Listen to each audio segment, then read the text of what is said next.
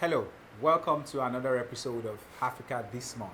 I am Lanre Peter, and these are some of the happenings across the continent in the month of October. Come with me first to Nigeria, where it appears to be an interesting time for investigative journalism. Not long after the BBC released Sex for Grades, the investigative report of sexual abuse in a Nigerian university, Fisayo Shoyombo also published an investigative report of the Nigerian criminal justice system. These investigations have succeeded in bringing the issues of sexual abuse and the corruption in the criminal justice system to public awareness, and there are ongoing conversations about the issues.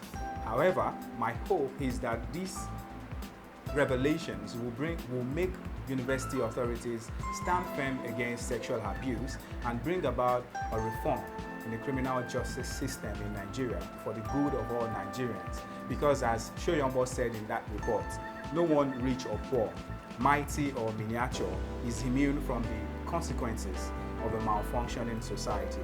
So now we go to Guinea, where thousands of people took to the streets to protest against President Alpha Conde's third term plan. At least 10 people have died, and about 12 civil society leaders and political opposition leaders have been jailed since the demonstrations started.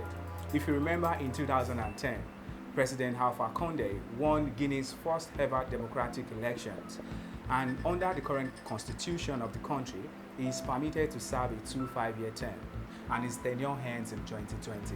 President Conde has since been attempting to change the constitution to strike out term limits so that it can rule for life. But Guineans won't have that, and they have taken to the streets in thousands to say this will not happen. It is important to note that many years ago, Mr. Conde was known for fighting for the rule of law and protection of human rights, but his own tenure has been marked by a crackdown on human rights. Isn't that surprising? Well, maybe what Lord Acton said is right. Power tends to corrupt, and absolute power corrupts absolutely. So here is another interesting thing. The first ever Russia-Africa summit was held in the month of October, and it had about 40 African leaders in attendance, which have raised questions across the globe on what Russia's interest is in Africa. I'd like to let you know that Russia is Africa's top supplier of arms, and since 2015 it has signed military agreements with 21 African countries and increased its trade with the continent.